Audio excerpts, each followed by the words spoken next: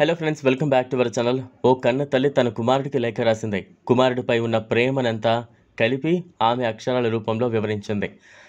అయితే ఆమె చనిపోయిన తర్వాత కుమారుడు గుర్తించాడు. తల్లి రాసిన ఆఖరి లేఖను చూసి ఆ కుమారుడు కన్నీటి పర్యంతమయ్యాడు. నాపై నీకున్న ప్రేమ ఎంతో తెలుసు. నా కోసం ఎన్నో త్యాగాలు చేశావురా. నిన్ను వదిలి వెళ్ళాలంటే మరణం కన్నా భయంగా ఉంది అంటూ ఓ తల్లి తన కుమారుడికి లేఖ రాసింది. తన చికిత్స కోసం కుమారుడు పడిన కష్టాన్నంతా లేఖలో ప్రస్తావించింది.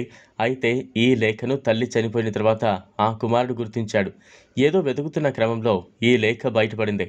ఆ లేఖను పరిశీలించగా తన తల్లి రాసినట్లు గుర్తించి భావోద్వేగానికి లోనయ్యాడు. అనే వ్యక్తి తన తల్లి రాసిన లేఖను సామాజిక మాధ్యమాల్లో పంచుకున్నాడు.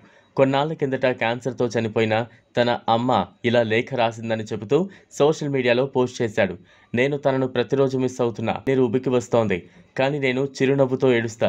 పరిస్థితులు ఇప్పుడు కఠినంగా ఉన్నాయి. ఇప్పుడు నాన్న కూడా క్యాన్సర్తో పోరాడుతూ ఐసీయూలో ఉన్నాడు. మీ అందరికీ ఒకటే చెప్తున్నా, మిమ్మల్ని తల్లిదండ్రులు ప్రతిరోజు ప్రేమిస్తారు అనే విషయం గుర్తుంచుకోండి అని పంచుకున్నాడు. తల్లి ఈ విధంగా రాసింది. తల్లి ఎంతో భావోద్వేగంతో ప్రేమపూర్వకంగా ఆ లేఖ రాసింది. అందులో కుమారుడు తన కోసం పడిన తపన, కష్టాన్నంతా వివరించింది. నిన్ను వదిలి వెళ్ళాలంటే చావు కన్నా భయంగా ఉంది అంటూ ఆమె లేఖలో రాసుకొచ్చింది. తన కోసం ఎంతో కష్టపడ్డావని, నీకు ఏమొచ్చినా ఏమిచ్చినా తక్కువేనని పేర్కొంది. ప్రపంచంలోనే ఉత్తమ కొడుకువి నువ్వే అని కొడుకును ప్రశంసిస్తూ తల్లి లేఖలో రాసింది.